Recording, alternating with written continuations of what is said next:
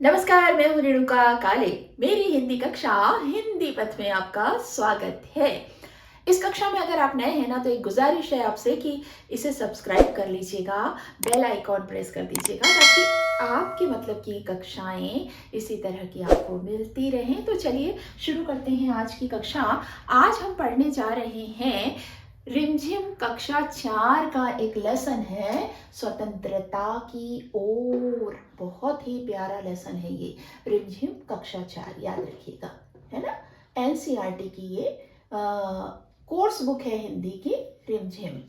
इसमें ये लेसन है नंबर 9 का लेसन, रिमझिम 4 में। ठीक है, स्वतंत्रता की ओर है पाठ का नाम। और ये जो लेसन है इसमें मुख्य पात्र जो हैं उसके बारे में जल्दी से आपको बता देती हूँ। इसमें महात्मा गांधी है, गांधी जी, बापू गांधी हमारे राष्ट्रपिता गांधी। धनी है, एक 9 साल का बच्चा है ये। बिन्नी है, बकरी है ये एक, जो धनी की दोस्त है और धनी उसकी देखभाल करता है। बिंदा चाचा है जो माली का काम करते हैं। पिताजी हैं धनी के, अम्मा है धनी की। तो ये आपके इस कहानी के पात्र हैं। तो आप सभी जानते हैं कि महात्मा गांधी जो हैं वो अहमदाबाद गुजरात में साबरमती नदी के किनारे गांधी जी का आश्रम था। और वो साबरमती नदी के किनारे आश्रम स्थित है, इसलिए उसे हम कहते हैं साबरमती आश्रम। और इस आश्रम में ही ये धनी रहता था। ठीक है, तो जो कहानी की शुरुआत ऐसे होती है कि धनी कहता है कि मुझे पता है कि कुछ ना कुछ आश्रम में कोई योजना बन रही है, कुछ चल रहा है, देख रहा हूँ कि काफी लोग आ जा रहे हैं। वो छोटा बच्चा ये अपने आप से बात कर रहा है। और मुझे सब समझते हैं कि मैं छोटा हूँ, लेकिन मैं तो 9 साल का हूँ। कितने साल का है धनी? 9 साल का। तो वो बच्चा कहता है कि मैं तो 9 साल का हूँ, लेकिन मुझे कोई कुछ नहीं बताता। वो सब समझते हैं कि मैं छोटा हूँ। ठीक है, और ये जो धनी है वो महात्मा गांधी के साबरमती आश्रम में रहता था। और उस आश्रम में पूरे भारत से लोगों का आना जाना चलता रहता था। लोग आते थे, रुकते थे, रहते थे, कुछ लोग वहाँ पर रहते थे। आश्रम में गांधी जी के एक खास व्यवस्था ये थी कि वहाँ हर किसी को अपने काम खुद करना है। कोई नौकर चाकर नहीं रहते हैं वहाँ पर। सारा काम आश्रम के सभी लोग मिलकर करते हैं। चाहे वो खाना पकाना है, साफ सफाई करना है, कपड़े धोना है, बर्तन करना है, पशुओं की देखभाल करना है, खेती करना है, जो भी है बगीचे की देखभाल करना, ये सारे आश्रम के लोग मिलकर ही करेंगे। कोई वहाँ नौकर वोकर होगा नहीं। और जो भी वहाँ पर रहता है हर किसी को काम करना होता था। उसकी उम्र के हिसाब से, उसकी काबिलियत के हिसाब से उसको काम दिया जाता था। तो भाई ये धनी जो था वो था तो छोटा बच्चा, लेकिन ऐसा नहीं कि बच्चा है तो छोड़ दो, उसको काम नहीं करना पड़ेगा। नहीं नहीं, उसको भी काम करना पड़ता था। उसका काम क्या था? ये जो बिन्नी है ना, बकरी, ये उसकी देखभाल करता था। उसको घुमाना, उसको नहलाना, उसको खिलाना पिलाना, ये काम धनी की ये काम धनी की जिम्मेदारी थी। ठीक है, तो वो भी काम करता था अपनी उम्र के हिसाब से। तो जब वो देखता है कि आश्रम में बहुत सारे लोग आ जा रहे हैं, गांधी जी के साथ बैठकर चर्चाएं हो रही हैं, कमरे के अंदर कुछ ना कुछ चल रहा है, आवाजाही बढ़ गई है, हलचल बढ़ गई है, तो बच्चा समझ जाता है कि जरूर कोई ना कोई योजना बन रही है। जब भी गांधी जी कोई काम बड़ा करने जाते थे तो इसी तरह की मीटिंग्स जो हैं, जो बैठकें हैं, जो गांधी जी के आश्रम में होती थी और लोगों का आना जाना लगा रहता था। तो वो सोचता है कि पता किया जाए। तो वो क्या करता है, धनी अपनी बिन्नी को लेकर, रस्सी बंधी हुई है उसके गले में, उसको लेकर जाता है। बिन्नी को लेकर धनी अपनी माँ के पास जाता है और माँ से कहता है कि माँ, ये बापू कहीं जा रहे हैं क्या?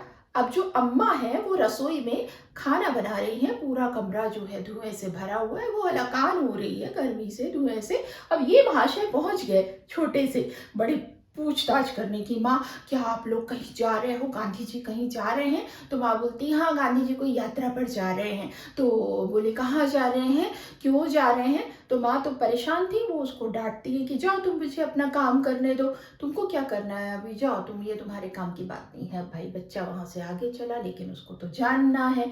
आगे बढ़ता है अपनी बिन्नी के साथ, तो क्या देखता है कि वहाँ पर बिंदा चाचा, जो कि क्या है, एक माली है, वो पौधों की देखभाल कर रहे थे। अब ये बच्चा वहाँ जाता है और बिंदा चाचा से बात करने लगता है कि गांधी जी कहीं जा रहे हैं क्या, आपको कुछ मालूम है क्या? तो बिंदा चाचा बोलते हैं, पहले तुम अपनी बिन्नी को बांधो भाई, ये बकरी को, ये मेरी पूरी पालक चढ़ जाएगी, पूरी सब्जियां चढ़ जाएगी। तो वो उसको जाकर नींबू का एक झाड़ है उसे बांध देता है बिन्नी को, और फिर चाचा से बात करने लगता है। तो वो बताते हैं कि हाँ गांधी जी यात्रा पर जा रहे हैं। तो बोले क्यों, कहाँ? तो वो बताते हैं बिंदा चाचा कि गांधी जी जो हैं वो अपने इस आश्रम से पैदल चलकर कुछ लोगों के साथ दांडी जाएंगे, 1 महीना पैदल चलेंगे और दांडी जाएंगे। तो बोले वहां क्यों जाएंगे? तो बताते हैं कि वहां जाकर गांधी जी समुद्र के पानी से नमक बनाएंगे। तो बच्चा बोलता है धनी कि क्यों, ऐसा क्यों करेंगे? तो फिर बिंदा चाचा उनको समझाते हैं कि देखो तुमको पता है ना कि गांधी जी कोई भी काम ऐसे ही नहीं करते हैं। गांधी जी नमक कानून तोड़कर अंग्रेजों के खिलाफ विरोध प्रकट करने वाले हैं, और इसलिए वो ऐसे जा रहे हैं। तो वो बोलता है, धनी बोलता है, हाँ हाँ मुझे पता है कि गांधी जी इस तरह के सत्याग्रह करके अंग्रेजों के खिलाफ अपना विरोध प्रकट करते हैं, जुलूस के माध्यम से, अनशन के माध्यम से वो करते हैं, यात्रा के माध्यम से वो विरोध प्रकट करते हैं। फिर बच्चा बोलता है, लेकिन मेरी एक बात समझ नहीं आ रही है बिंदा चाचा कि ये नमक क्यों बनाएंगे गांधी जी? तो वो बोलते हैं बिंदा चाचा कि बेटा देखो, नमक इतनी ज़रूरी चीज़ है कि गरीब से गरीब को भी नमक चाहिए और अमीर व्यक्ति को भी चाहिए। भाई सोचने वाली बात है। देखिए, नमक एक ऐसी ज़रूरी चीज़ है हवा और पानी की तरह कि उसकी एक निश्चित मात्रा हर किसी को चाहिए। अगर बहुत कोई गरीब है तो भी उसको नमक चाहिए ही चाहिए, बेचारा दाल रोटी चटनी रोटी जो भी खाएगा, सब्जी रोटी खाएगा, नमक तो चाहिए, और जितनी मात्रा में चाहिए उतना ही चाहिए। वैसे ही कोई बहुत अमीर है तो वो बहुत अमीर है और पैसे खर्च कर सकता है, इसलिए ढेर सारा नमक नहीं डाल देगा अपने पकवान में, अपने खाने में। भाई एक निश्चित मात्रा उसको भी चाहिए। वो बहुत पैसे वाला है, इसलिए वो फल फ्रूट मेवा मिठाई दूध मलाई में खर्च ज़्यादा करके ज़्यादा खा सकता है, लेकिन नमक को ज़्यादा खर्च कर सकता है, इसलिए ज़्यादा नहीं खाएगा। तो आप समझ सकते हैं कि नमक कितनी ज़रूरी चीज़ है।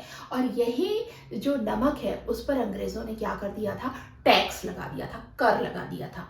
और गांधी जी जब गए कि भाई ये तो ज़रूरी चीज़ है, गरीब भी खरीदेगा ही खरीदेगा, और खरीदेगा तो उसको टैक्स देना पड़ रहा है, तो ये हटा लो आप लोग।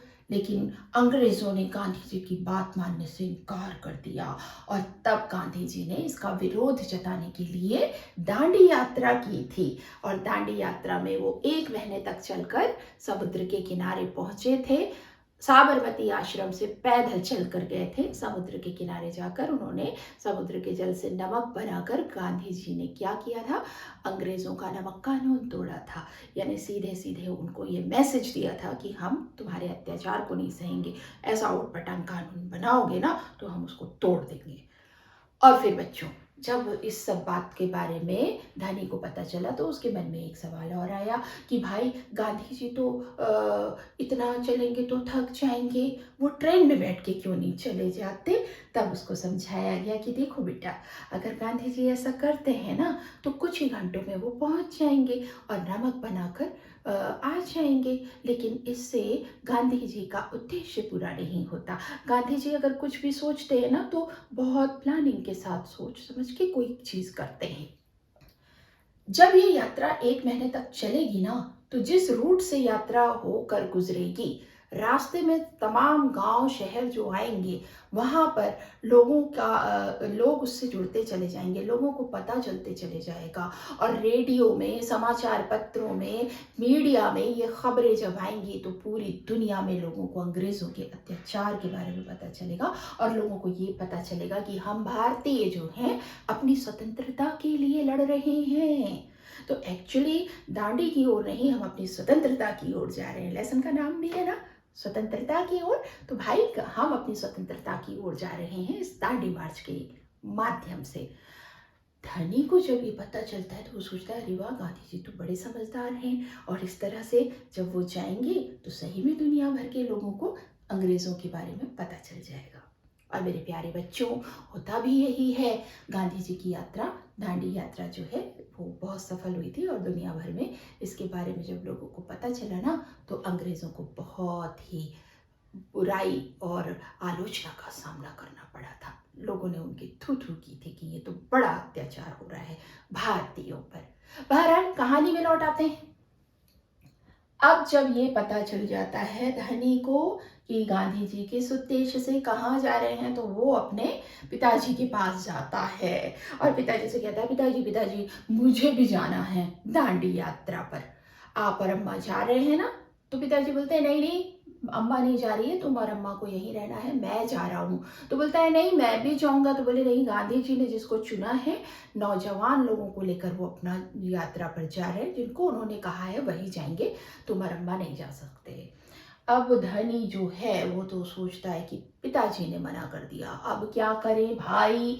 तो धनी अपने विचारों के साथ, अपनी इच्छा के साथ जाना चाहता है गांधी जी के पास। अब उसको पता है कि गांधी जी अकेले कब मिलेंगे, कब उनसे बात की जाए, क्योंकि वो तो बड़े व्यस्त रहते हैं। तो धनी अगले दिन सुबह एकदम जल्दी सूर्योदय के साथ ही बिस्तर छोड़कर उठ जाता है और अपनी बिन्नी को लेकर निकल पड़ता है आश्रम में, क्योंकि उसको पता है कि गांधी जी सुबह सुबह आश्रम में पैदल घूमते हैं। अब वो पीछे पीछे जा रहा है, गांधी जी दिखाई दिए उसको। गांधी जी गौशाला में गायों के पास कुछ देर रहते हैं, उसके बाद फिर वो बिंदा चाचा के पास घूमते हुए आते हैं, थोड़ी देर उनसे बातें करते हैं, और फिर उसके बाद वो अपनी झोपड़ी में आते हैं और चरखे के पास बैठ जाते हैं। और इस दौरान गांधी जी हैं भाई, उन्होंने नोटिस कर लिया कि एक बच्चा अपनी बकरी को लिए लिए पीछे पीछे आ रहा है। तो बोलते, इधर आओ बेटा, क्या बात है, सुबह से देख रहा हूँ मेरे पीछे पीछे आ रहे हो। तो बोलता है, बापू मुझे पता चला है कि आप यात्रा पर जा रहे हैं, तो मुझे भी जाना है। तो बापू कहते हैं, अरे यात्रा में तुम थक जाओगे, तुम बहुत छोटे हो, इतना नहीं चल पाओगे। तो वो बोलता है कि नहीं नहीं बापू, मैं चल लूँगा, और आप भी तो इतने बुजुर्ग हैं, आप भी तो थक जाओगे। तो गांधी जी बोलते हैं, नहीं नहीं मैं चल सकता हूँ। तो वो बोलता है, मैं भी चल सकता हूँ। अब गांधी जी समझ जाते हैं कि बाल हट है भाई, और बच्चे के हट को उसी के तरीके से समझाकर रोकना होगा, क्योंकि वो इस यात्रा में, इसकी कठिनाइयों में बच्चे को क्या क्या प्रॉब्लम हो सकती है वो जानते थे, बच्चे को लेके जाना संभव था ही नहीं। तो वो धनी को बोलते हैं कि धनी, तुम जानते हो ना मैं बकरी का दूध पीता हूँ। तो धनी बोलता है, हाँ ये बिन्नी, ये इसी का तो दूध आप पीते हैं। तो बोले, अब बताओ, अब अगर तुम यात्रा पर चलोगे तो ये बिन्नी का क्या होगा, इसकी देखभाल कौन करेगा? तो धनी थोड़ा सोचता है और बोलता है, हाँ बापू आप सही कहते हैं, ये तो मेरे बिना खाती पीती नहीं है, इसको तो मुझे ही देखभाल करनी पड़ेगी, मैं नहीं रहूँगा तो ये। तो गांधी जी बोलते, देखो देखो, फिर अगर तुम नहीं रहे, ये खाएगी पिएगी नहीं, तो ये तो कमज़ोर हो जाएगी, और फिर जब ये कमज़ोर हो जाएगी तो फिर दूध भी नहीं देगी अच्छे से। और बेटा, जब मैं 1 महीने की यात्रा पैदल करके आऊँगा आश्रम में वापस, तब तो मैं भी बहुत थक चुका होऊंगा, कमज़ोर हो गया होऊंगा, तब तो मुझे ये बिन्नी के दूध को पीकर ही ताकत वापस लानी होगी ना। अब धनी को बात समझ आ जाती है गांधी जी की, और वो कहता है, हाँ बाबू आप ठीक कह रहे हैं, आप लोग जाइए यात्रा पर, मैं और बिन्नी यहीं रहकर आपके लौटने का इंतजार करेंगे। तो ये है कहानी स्वतंत्रता की ओर। असल में इस कहानी के माध्यम से आप लोगों को ये पता चला होगा कि किस तरह से अंग्रेज़ों ने हमारे यहाँ पर, हमारे भारतीय लोगों पर, हमारे भारत पर अत्याचार की अति कर दी थी। वो हमारे ऊपर शासन कर रहे थे, और उसके साथ ही साथ हमारे ही देश में रहकर हमें ही किस तरह से प्रताड़ित कर रहे थे, गरीबों को इतना सता रहे थे, और उसका विरोध किस तरह से किया गया। और आपको पता है, ये जो दांडी मार्च हुआ था, इसमें अब जहाँ जहाँ से यात्रा गुजर रही थी ना, हर दिन का अपडेट आ रहा था, और अपडेट मीडिया में आने से क्या हो रहा था, पूरे देश में विदेश में सबको पता चल रहा था और लोग उनकी इस यात्रा में देश भर से आ आकर ज्वाइन होने लगे, सम्मिलित होने लगे। और थोड़े से लोगों के साथ जो यात्रा शुरू हुई थी वो दांडी पहुंचते समय विशाल जुलूस और पद यात्रा में बदल गई थी। और जब गांधी जी ने दांडी मार्च को आखिरी दिन पहुंचकर गंतव्य पर समुद्र के जल से नमक बनाकर कानून तोड़ा ना, तो अंग्रेज़ों को बहुत भारी विरोध और देश दुनिया में उनके इस अत्याचार के कारण उनको बहुत ही अपमानित महसूस हुआ और उन पर दबाव बना कि ये नहीं चलेगा, ये सही नहीं है। दुनिया भर से उन पर दबाव आने लगा। तो स्वतंत्रता की ओर ये एक कदम हुआ ना। इस तरह से बहुत से आंदोलन, बहुत से जुलूस, बहुत से अनशन किए गए हमारे देश में तत्कालीन समय में। जो शहीद हुए हैं, जो महान नेता हुए हैं, उनके ज़रिए सबका एक ही उद्देश्य था, भारत को अंग्रेज़ों से आज़ाद कराना।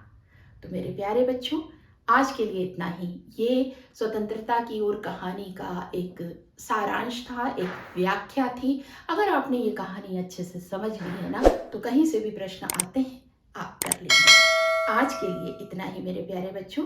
हिंदी कक्षा काले मैम की जो है ना, आपकी अपनी हिंदी पथ, इसमें आना जाना बनाए रखिएगा। मिलते हैं अगली कक्षा में, तब तक स्वस्थ रहिए, मस्त रहिए और दीजिए अनुमति अपनी काले मैम को। नमस्कार।